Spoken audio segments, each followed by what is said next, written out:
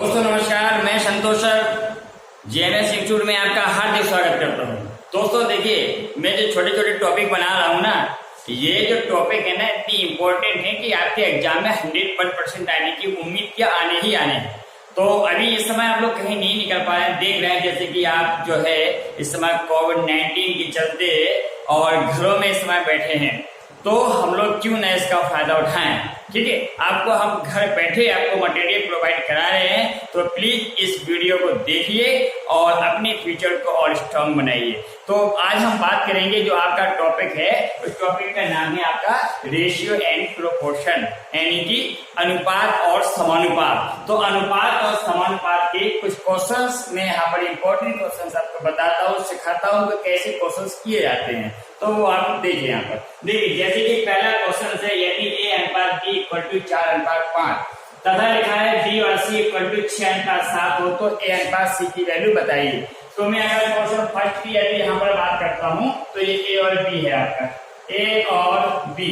ठीक है, कितना लिखा है 4:5, और देखो बी पे खत्म है तो बी पे ही शुरू होना चाहिए। ओके, अब यहाँ पर इसको लिखने की जरूरत नहीं है, डायरेक्टली आप मान लिख लीजिए। तो 4:5, इसके नीचे होगा 6 और 7, 6:7। ठीक है, क्या होता है, ऐसे मल्टीप्लाई होता है, फिर बीच का होता है, फिर ऐसा मल्टीप्लाई होता है। यहाँ हम बात करेंगे 6 × 24, और हमको देखिए 24, 6 × 30 और 7 × 35, ये तो ये है आपका ए, ये है बी और ये है सी। लेकिन आपको चाहिए क्या है, ए और सी, आपको चाहिए ए और सी। तो आपने यहाँ लिखा 24 है ना, और यहाँ पर कितना है 35, बस आपने लिख लिया, आपका आंसर आ गया 24:35। इसमें हम क्या करते हैं, ये बीच वाला है ना, इसको लिखने की आवश्यकता भी नहीं है, क्योंकि आपको पहला चाहिए और लास्ट में ये वाली लाइन चाहिए 4:6 और एक दिया चाहिए 5:7। तो बीच की सॉल्व करने की जरूरत नहीं है, बुक का जरूरत पड़ती है जब आपको जो है पूरा पूछा जाए। ठीक है ना। अब सेकंड आपने लिखा हुआ क्वेश्चन नंबर सेकंड, इन्होंने लिखा ए और बी का 7:9 दिया है, बी अनुपात सी है 3 और 5। तो ये बी पे खत्म है, बी पे शुरू है, तो हम लिख लेंगे 7 और 9, 7:9। नीचे है 3 और 5, 3 और 5। मैं एक और शॉर्ट ट्रिक बताता हूँ उसको करने की। क्या करना है आपको, इसको आप बंद कर लीजिए ऐसा, ठीक है ना, ऐसा बंद कर लीजिए और यहाँ एलसीएम लिख दिया करो, एलसीएम। तो क्या करना है, एलसीएम तो 9 आएगा ना, तो ये 9, तो 9 का आप इसमें करें 9 एकम 9, 1 का गुणा यहाँ जितनी भी हो वहां मल्टीप्लाई कर दो, यहाँ 7 अकेले 7 हो जाएगा, और बीच का आंसर कितना आया 9, और यहाँ पर 3 का दिया 3 तरह का 9। तो जो इसका जब भाग देंगे जो आएगा तो नीचे वाली संख्या में आएगा, अगर ऊपर वाले क्या करते हैं तो ऊपर वाली संख्या मल्टीप्लाई करते हैं। ठीक है, तो 3 तरह का 9, 3 पर कितने हो गए 15। तो जो फाइनल आंसर आ गया एबीसी का, ये आपका ए है, ये आपका बी है, ये आपका सी है, फाइनल आंसर हो गया। ओके, और नेक्स्ट करेंगे third question number third, A B C D 2 3 4 5, ये 2 और ये 3 और ये 4 और ये 5। यहाँ पर है डी ई एफ, देखो डी पे खत्म है, डी पे शुरू, डी ई एफ कितना 3 2 1, 3 2 1। यहाँ भी वही काम करेंगे, इसको ब्रेक कर लीजिए ये, और यहाँ पर एलसीएम लिख ले रहे हैं। यहाँ पर हमारा जो एलसीएम आया वो 5 या 15। अब सुनिए, अब 5 का भाग दो 15, 5 या 15, 3 का गुणा आगे जितनी संख्या सब में कर दीजिए, 3 दूनी 6, 3 तरह का 9, 3 चौको 12, और यहाँ पर कितना आया था 15 लिख दिया मैंने एलसीएम। ठीक है, और अब इसका करेंगे टी बचे 15, इस 5 का मल्टीप्लाई नीचे कर दो। ठीक है ना, टी पर 15, 5 दूनी 10 और 5 एकम 5, ये पूरा सॉल्यूशन हो गया है। क्या क्या, एबीसीडी, ये ए है, ये बी है, ये सी है, ये डी है, आगे ई और एफ, ई और एफ। लेकिन इन्होंने क्या पूछा, बी सी ए इनका है, इसलिए बी सी ए और ई डी एफ। तो ये कैसे हो जाएगा, देखिए बी कितना है आपका, डी है 9, कितना है 9 लिख दो, और सी कितना है 12 लिख दीजिए, ए कितना है 6 लिख दीजिए, और ई कितना है, ई देखिए 10 है ना, और डी कितना है 15, इसके बाद एफ कितना है 5। अब ऐसी कोई संख्या नहीं है तो एक संख्या से सारे के सारे कट जाए। जब कोई संख्या ऐसी नहीं है तो आपका फाइनल जो आंसर है वो फाइनल आंसर आपका आ चुका है। ठीक है, तो ये आपका ये फाइनल आंसर है, बहुत अच्छी शॉर्ट ट्रिक है। अब हम चलेंगे आगे नेक्स्ट चलेंगे 4 की ओर। ओके। है ना। चौथा समय पूछा है कि 3, 15, 9 का प्रथम समानुपाती बताइए। देखिए प्रथम समानुपाती क्या होता है। एक प्रथम की बात आएगी ना तो क्वेश्चन नंबर 4 है, एक्स स्टार्टिंग से कर लीजिए। एक्स स्टार्टिंग इसको कहते हैं प्रथम अनुपात। क्या हो जाएगा 3। उसके बाद समानुपाती कितना हो जाएगा 15। अनुपात कितना हो जाएगा 9। और मल्टीप्लाई जानते हैं ऐसा होता है और ऐसा होता है, ठीक है ना। तो यहाँ से हम वैल्यू पुट कर सकते हैं कि यहाँ पर हमको पता है कि 9x की अगर वैल्यू निकालेंगे तो 15 इंटू 3 इंटू 15 हो जाएगा अपॉन डिवाइड किसका हो जाएगा 9 का। ये यहाँ पर तो 3 का 9 और 3 पर 15। तो फाइनल जो आंसर है वो कितना आ गया आपका 5। फाइनल आंसर आएगा आपका 5। ओके, अब लिखेंगे क्वेश्चन नंबर 5। क्वेश्चन 5 है 0.32 तथा 0.02 का मध्यानुपाती। तो दोस्तों देखिए मध्यानुपाती जो होता है आपका मध्यानुपाती यानी कि बीच का, उसकी लैंग्वेज से ही लगता है मध्यानुपाती बीच का, यानी कि आप यहाँ पर रूट लगाइए। क्या लगाना है आपको रूट, और दोनों संख्या को अंदर कर देंगे 0.32 इंटू 0.02। ये इतना काम कर लीजिए आप 0.32 इंटू 0.02। अब क्या करना है हमको, देखिए कैसे निकालेंगे यहाँ पर। ये 32 दूनी कितना कर लीजिए 64, ठीक है। 32 दूनी हो गए आपके 64। अब नीचे की बात आती है तो नीचे हम लोग क्या करेंगे वो देखिए। नीचे हमको क्या करना है कि 2 बिन्नी इसकी 2 बिन्नी इसकी, यानी कि ये 2 बिन्नी इसकी आ गई 2 बिन्नी इसकी आ गई, ठीक है ना। तो देखिए 64 का जो बड़मूल होता है ना वो होता है 8। कितना होता है 8। और जो 100 के जोड़े हैं तो 100 बाहर आ गया, 100 बाहर आ गया तो 2 नंबर दशमलव 1 और 1 2। ये भाई 100 बाहर आएगा, 2 नंबर दशमलव लगा लीजिए। फाइनल आंसर आएगा कितना 0.08। अब चलेंगे नेक्स्ट सम्स की ओर। अब आगे देखिए आप, आगे है आपका क्वेश्चन नंबर 6 क्या कह रहे हैं X square minus Y square तथा एक्स माइनस वाई का तृतीयानुपाती बताइए। तो देखिए जो तृतीयानुपाती होता है ना, तृतीयानुपाती ये क्या चीज होती है। तृतीयानुपाती में क्या होता है कि जो ये वाली संख्या है ना x माइनस वाई, ठीक है, एक्चुअली होता है x अनुपात y, फिर समानुपात फिर यहीं से स्टार्ट होती है, लास्ट में होती है z। तो उसका मान निकालेंगे तो इसको 2 बार मल्टीप्लाई करते हैं x माइनस वाई और x माइनस वाई, और डिवाइड हम करेंगे X square minus Y square. इसको 2 बार तोड़ लेना, एक बार x प्लस के y हो गया और एक बार x माइनस के y। तो ये वाला कैंसिल हो गया और फाइनल आंसर अगर देखा जाए तो बन गया x माइनस के y और नीचे हो गया आपका x प्लस के y। ये हो गया आपका फाइनल आंसर तृतीयानुपात, ठीक है ना। अब देखेंगे हम 7वां क्वेश्चन नंबर 7। और क्वेश्चन नंबर 7 है 4, 6, 12 का चतुर्थानुपात बताइए। चतुर्थानुपात यानी कि चौथी संख्या, तो क्या हो जाएगा 4:6, 4:6। बीच में आएगा समानुपाती का निशान, कितना है 12, और अनुपात में कितना हो जाएगा आपका x। तो अब आपको x की वैल्यू देखिए, मल्टीप्लाई ऐसे होता है ऐसे होता है, ठीक है ना। और x की जो वैल्यू चाहिए तो क्या हो जाएगा 6 इंटू 12 मल्टीप्लाई को 12 6 72 यानी कि 72। ये लिख दिया अपॉन कितना लिखा आपका 4। इस 4 से कर दीजिए डिवाइड, ठीक है ना। तो 4 से हमने यहाँ पर कर दिया आपका डिवाइड। जब 4 से डिवाइड कर देंगे तो 4 एकम कितना हो गया 4, बच गए 3, तो 32, 4 32। तो फाइनल आंसर कितना हो गया आपका 18, ठीक है ना। तो ये आपका निकल गया क्या चतुर्थानुपात। और इसके बाद है आपका क्वेश्चन नंबर 8। ये क्वेश्चन नंबर 8 है कितने 3.5, 4:3 तथा 5:7 का है मिश्र अनुपात। मिश्र अनुपात क्या होता है इसका, देखिए मिश्र अनुपात का मतलब है मिक्सअप कर दीजिए एक अनुपात मिलेगा। मान के चलिए वो अनुपात है कितना हमारा A और B, वो कितना है A और B। तो क्या करेंगे पहला एक साइड 3, 4, 5 ऐसा होगा, 3 फिर 4 फिर 5। अब लगेगा अनुपात का निशान, ठीक है। फिर होगा लास्ट का द्वितीय 5, 3, 7। क्या 5 और 3 और 7, ठीक है। अब क्या करेंगे ये 5 से 5 कैंसिल और ये 3 से 3 कैंसिल। अब यहाँ बचा होगा 4, अनुपात यहाँ बचा होगा 7। तो फाइनल जो आंसर आया आपका वो 4:, कितना आ गया 7। तो ये इस प्रकार से आपने ये 4, 5, 6, 7, 8 4, 5, 6, 7 और 8 ये इतने प्रकार के समझे थे। अब नेक्स्ट चलेंगे आएंगे नौवे में क्या है आपका कि एक कारखाने में स्त्री तथा पुरुष कर्मचारियों का जो अनुपात दिया 3:5 है।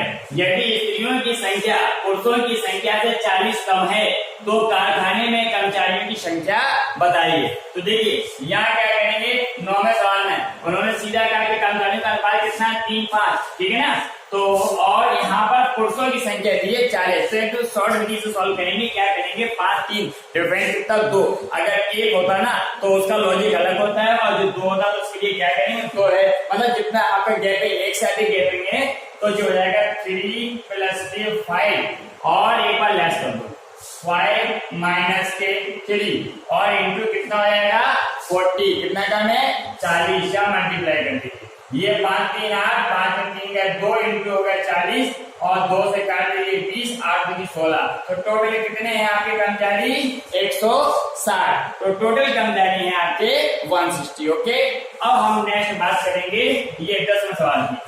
किसी धनराशि को ABC के बीच 4 3 6 के अनुपात में बांटा जाना है। यदि B का जो हिस्सा है ना वो 750 रुपए है, तो C को A से कितने रुपए अधिक मिले, C को A से। तो सबसे पहले देखो C कहाँ है ये और A कहाँ है ये, तो क्या करना है इसको घटा दो। 6 में 4 का 2, यहाँ लिख लीजिए 6 - के 4। ओके, अब देखिए हिस्सा किसका दिया, हिस्सा दिया B का, इसका कर लीजिए मल्टीप्लाई, ठीक है। और B का रेशियो है कितना 3, बस इतना सा काम करना आपको, ठीक है ना। 3 कर लीजिए आप, 3 से काटिए 3 दूनी 6, 3 पर 15, 6 में 4 का 2, और 250 का 2 में गुणा करेंगे 500। ये आपका कितना अधिक हो गया 500। समझ में आ गया ना। अब नेक्स्ट करेंगे 11। यहाँ क्या, रमेश के पास मुर्गी तथा भेड़े हैं, सभी के कुल से कितने 38 और पेड़ कितने 100। तो मुर्गियों तथा भेड़ों की संख्या का अनुपात बहुत ही आता है एग्जाम में, बहुत ज्यादा पूछा जाता है। तो हम क्या करेंगे, एक तरफ मुर्गी बना लो, ये है मुर्गी रेशियो भेड़, ठीक है। एक तरफ मुर्गी कर लो, एक तरफ आप भेड़ कर लीजिए। ओके, अब करेंगे क्या, जो पैर है ना उन्हीं को ले लीजिए। पैर कितने हैं 100, बीच में ले लीजिए 100 पैर, ये लीजिए। अब सभी के पैर बना लो, क्यों, मुझे पता है ना कि जितने सिर हैं 38, तो सारी टोटल संख्या कितनी 38, क्योंकि सभी में सिर तो एक ही होता है ना। तो अब आगे मुर्गी में पैर कितने होते हैं 2, तो 2 का गुणा कर दीजिए 38 में, ठीक है। 2 क्या हो जाएगा 2 16 और 2 6 और 1 7, यानी कि 76। और अब आ जाइए आप, इतना करने के बाद अब आए भेड़ में कितने पैर होते हैं 4, तो 4 का मल्टीप्लाई कर दो, 4 8 32 और 4 3 12, 12 3 कितने हो गए 15, ठीक है ना। अब इसको ये लेस करके लिख दीजिए, 152 से 100 जाएंगे तो 52 बचेंगे, यहाँ पर अनुपात का साइन कर लीजिए। और 100 में से अगर यहाँ कर जाएंगे तो 24, कितने बचेंगे 24। अब इसको काट दीजिए, देखिए 4 से काटेंगे 4 से 24 और 4 एकम 4 4 3 12, तो फाइनल जो रेशियो आ गया आपका 13:6। ये आपका आंसर हो गया कितना 13:6। ओके, तो ये सवाल कंप्लीट हो। अब नेक्स्ट पढ़ते हैं आगे सवाल है ना, और 12 सवाल लिखा हुआ है कि P/Q = R/S = T/U = 2/3। इन्होंने पूछा तो MP + NR + OT अनुपात NQ + NS + OU। तो मैं आपको बताना चाहूंगा यहाँ पर ये 12 सवाल है ना, इन्होंने पूछा MP, क्या पूछा MP + के NR + के OT है ना, ये और रेशियो कितना नीचे लिखा हुआ है MQ + के NS + के OU। तो सुनिए मैं आपको बताना चाहूंगा कि जब ये सिंपल फॉर्म में है, यहाँ स्क्वायर नहीं है कोई भी, ठीक है। ये सिंपल फॉर्म में है, यहाँ से आने की वैसी मतलब नहीं होती, हमें सब कुछ यहाँ देखना पड़ता है। ये इसका मान दिया 2 और 3, और ये सिंपल फॉर्मेट में तो जितना ये लिखा होता है वही उसका आंसर होता है 2:3। ये कभी चेंज नहीं होगा। अगर ये वाली फॉर्म है ना, अगर ये फॉर्म वर्ग के रूप में हो, यदि वर्ग हो तो क्या करेंगे, इसी का वर्ग कर देना, 2 दूनी 4 और 3 का 9। यदि ये वाली फॉर्म Q के रूप में हो, क्या Q, यानी कि यहाँ पर अगर हम कहते हैं यदि देखिए ये तो हो गया वर्ग, अब मैं कह रहे Q यानी कि 3 गुना, ठीक है, जिसको कहते हैं वर्ग हो गया। अब यहाँ पर हम लिखेंगे Q, ठीक है। यदि आपका क्यूब में हो, यदि क्यूब में हो तो क्या करेंगे, इसी का 2 दूनी 4 दूनी 8 और 3 3 9 27। तो मतलब ये इस प्रकार के अगर रेशियो दिया है 3 और अगर हमको सिंपल फॉर्मेट में मान पूछा जाए तो जितना लिखा है वही आपका आंसर होता है। अगर ये वर्ग के रूप में हो ये वाली फॉर्मेट तो इसी का वर्ग हो जाएगा, 2 दूनी 4, 3 3 9। अगर ये क्यूब के रूप में हो तो फिर इसी का क्यूब हो जाएगा, 2 दूनी 4 दूनी 8 और 3 3 9 27। ठीक है, अब नेक्स्ट देखेंगे 13। ये 13 जो सम है, एक हिरन जितने समय में 6 छलांग लगाता है उतने ही समय में एक बाघ 4 छलांग लगाता है। बाघ द्वारा एक छलांग में तय की गई दूरी हिरन की एक छलांग की दूरी का 2.5 गुना है। दोनों की चालों में अनुपात ज्ञात कीजिए। यानी कि एक तो हिरन है, देखिए पहले क्या है, हिरन है, इसके बाद है बाघ। हिरन और बाघ को ये बना लीजिए। तो हिरन की कितनी 6 छलांग और बाघ की कितनी है 4। अब क्या करें, बाघ द्वारा एक छलांग, बाघ की एक छलांग और हिरन की ये कितनी है 2.5, ये हो गया 2.5। ठीक है ना। अब बस ये रेशियो चलते ही अब हमको करना क्या है, कह रहे कि दोनों की चालों का अनुपात बता दीजिए। तो देखिए चालों का अनुपात यहाँ लिखेंगे, यानी कि B1 और B2 दोनों की चालों का अनुपात। B1 मान ली कि B2, तो कैसे करेंगे, देखिए 6 कम 6 और 25 को 100 का मतलब 10 आएगा, क्योंकि 1 घंटा 10 हो जाएगा। अब 2 पंचे 10 हो गया और 2 3 6, तो फाइनल आंसर आ गया 3:5। कितना आ गया, 3:5। बड़ा ही आसान होता है करना। ठीक, अब नेक्स्ट देखेंगे 14। ये भी एक इम्पोर्टेंट सवाल है 14 आपका। यहाँ लिखा है एक संस्था में PQR प्रकार के कर्मचारियों की संख्या कितना 9 13 18 PQR के रूप में है तथा इनकी दैनिक मजदूरी 10 7 4। यानी कि एक साइड में दिया कर्मचारी, एक में दिया है वेतन मजदूरी। यदि आर प्रकार के कर्मचारियों की संख्या 54 है और क्यू प्रकार के प्रत्येक कर्मचारी का वेतन कितना है 1400 रुपए, तो टी प्रकार के प्रत्येक कर्मचारी का वेतन बताओ तथा टी प्रकार के कर्मचारियों की संख्या। तो सुनिए, अगर हम पी की बात करें और यहाँ निकालेंगे पी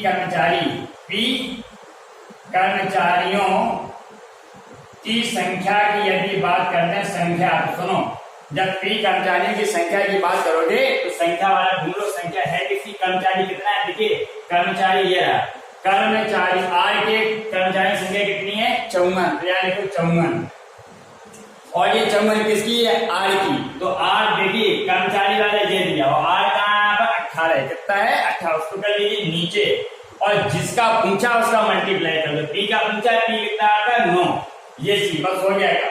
तो 18 देखिए, अब 9 से काटेंगे, 9 दूनी 18, 2 से काटो 27, कितना हो गया 27। यहाँ फाइनल आंसर आ गया कर्मचारी कितने हैं 27। ये बड़ी छोटे से रूप में आपका आंसर आ गया। ठीक है, और अब आती है पी कर्मचारी का वेतन। पी कर्मचारी का वेतन, तो वेतन के लिए भी क्या करेंगे, जिसका वेतन दिया उसको पकड़िए। वेतन किसका दिया 1400, काय का है ये क्यू का है, तो यहाँ देखो 1400 बटे और क्यू वाला कितना, वेतन वाला ये है रेशियो। देखिए पी क्यू कितना है 7 ये, और पी कितना है 10, ये कितना है 10। तो बस यहाँ 7 दूनी 14, बस इसको हल कर लीजिए 2000। तो देखिए टी प्रकार के प्रत्येक कर्मचारी का वेतन कितना है 2000। ओके, समझ में आ गया सभी को। अब नेक्स्ट देखेंगे इसको हम 15 आपका लिखा हुआ है कि राम तथा श्याम की आय का अनुपात 9:4 है। कितनी आय का अनुपात, तथा खर्चों का जो अनुपात है 7:3 और दोनों प्रति माह 2000 रुपए की बचत करते हैं, तो उनके खर्चों के मान बताइए। वेरी वेरी इंपॉर्टेंट सवाल। तो मैं आपको यहाँ बताना चाहूंगा 15 सवाल सुनिए। ये आय है ना, इसको बाहर निकालो, 9 लिखा है 9x कर दीजिए 9x। सुनो, अगर आप अपनी आय में से और अपनी बचत को यदि घटा दो, आय में से बचत को घटा दो तो खर्च बन जाता है। क्या बन जाता है खर्च। अब वो भी बटे कर लीजिए। फिर आय कितनी है 4x और बचत कितनी है 2000। और अब ये हो गया खर्च, और खर्चों का अनुपात दिया है 7 और 3। ये खर्चों का अनुपात दिया है 7/3। यहाँ क्रॉस मल्टीप्लाई कर दीजिए तो 9 × 27x माइनस के 3 दूनी 6000 और 7 को 28x और माइनस के 7 दूनी 14000। ठीक है, अब 14000 यहाँ आएंगे, आपके घट जाएंगे प्लस के हो जाएंगे 8,000 बचेगा आपका, और यहाँ देखिए 27 वहां घट जाएंगे x, यानी कि यहाँ पर x की वैल्यू जो आ गई ना वो आ गई 8,000। अब इसलिए हमको क्या निकालना, खर्चा निकालना, खर्चा। तो राम का खर्चा यहाँ लिखेंगे, राम के लिए, राम का यदि खर्चा की बात करें तो ये वाला मान हमको यहाँ रखना होगा, ठीक है। तो सुनिए 72,000 में से 2,000 घटा दो तो आंसर कितना आ गया, 70,000। कितना आ गया, 70,000। और अब बात आ जाती है श्याम की, तो जो श्याम का जो खर्चा होगा वो कितना हो जाएगा, 8 चौको 32,000 में से 2,000 गए तो कितना आ गया, ये आ गया 30,000। तो ये बड़ी आसानी से आपका सॉल्यूशन सॉल्व हो गया। अब नेक्स्ट सवाल देखेंगे 16। यहाँ पर ये इंटरेस्टिंग सवाल है आपका, किसी थैले में रखे 1 रुपया 50 पैसे 25 पैसे। जब कभी इस प्रकार का सवाल आप ऐसे लिख दिया करो, 1 रुपए ये, 50 पैसे ये, और 25 पैसे ये, इस प्रकार से लिख के रख लीजिए कि ये 1 रुपए है, 50 पैसे और 25 पैसे। तो सुनिए मैं आपको एक चीज बता देता हूँ पहले, अगर आपसे कोई बात की जाए, चलो पहले आगे दीजिए कि सिक्कों की संख्याओं का अनुपात दिया 5, 7, 9। अनुपात कितना दिया है, 5 दिया, 7 दिया और 9 दिया। यहाँ लिख लीजिए अनुपात। ये अनुपात जो है, एक काम करिए, मैं चलो ठीक है लिखा है कितना, 5 और 7 और ये 9, ये आपके अनुपात दिए हैं। तो सुनो, अगर हम 1 रुपए के सिक्के की बात करेंगे, यहाँ में सिक्के की बात करने जा रहे हैं, सिक्के तो क्या बनाते हैं, सिक्के 1 रुपए का एक ही तो सिक्का होता है, और 50 पैसे के कितने सिक्के होते हैं, 2, तभी तो 50 और 50 मिलकर 1 रुपए बनाएगा। और 25 पैसे के कितने होते हैं, 4 होते हैं, 4। अब एलसीएम निकालो, अगर इनका अगर हम एलसीएम निकालते हैं तो 4 आता है। एलसीएम कितना आता है, 4। तो सुनिए, 1 का भाग करोगे 4 में, 4 ही बार जाएगा, तो 4 पंचे कितने हो जाएंगे, 20, 4 पंचे 20, ये लिखिए, ठीक है। प्लस और 4, अब देखिए 2 का भाग करो, 2 दूनी 4, और 2 सत्ते कितने हो गए, 14, प्लस और 4 एका 4, 1 नमे 9। अब इसको बंद करके लगा लो x, क्या लगा लीजिए, x, और इक्वल कर लीजिए। कितने रुपए दिए हैं आपके, देखिए 430 धन है, 430 और इंटू में, क्योंकि ये बटे में आता है इसलिए इसमें किसका मल्टीप्लाई होगा, एलसीएम का, कितने का, 4 का, ये मल्टीप्लाई हो गया आपका, ठीक। यहाँ करेंगे 9 4 13, यानी कि 43 बनेगा, 43x इक्वल टू 430 इंटू 4, ये कट गए आपके, और यहाँ पर x की वैल्यू आ गई 40। x की वैल्यू कितनी आ गई, 40। जब x की वैल्यू 40 आ गई तो अब तो पूरा काम ही हो गया आपका, ठीक है। इसीलिए यहाँ लिखो 1 रुपए, यहाँ लिखो 50 पैसे, यहाँ लिखो 25 पैसे। हमको क्या बताना है, सिक्के, और सिक्कों का अनुपात ये दिया 5, 7, 9, तो 5 चौको 20 यानी कि 200 है, और 7 चौको 28 यानी कि 280 हो गया, और 9 चौको 36 यानी कि 360 हो गया। तो ये इस प्रकार से आपका चैप्टर होगा, और इसकी में जितने भी मैंने सवाल बताए हैं, जो वेरी वेरी इंपॉर्टेंट आपके सवाल है, इसको आप बार बार लगाना और जितने सारे लोगों को है उनको शेयर करना। अब हम मिलेंगे नेक्स्ट वीडियो में। Okay, thank you.